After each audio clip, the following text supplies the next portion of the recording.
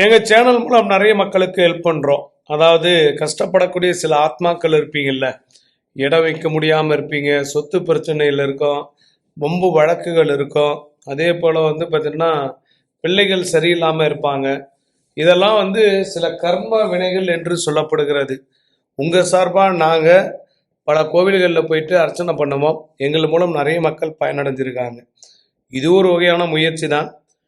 தேவைப்படுறவங்க நீங்கள் உங்களுடைய ஜாதகத்தை எங்களுக்கு அனுப்பணும்.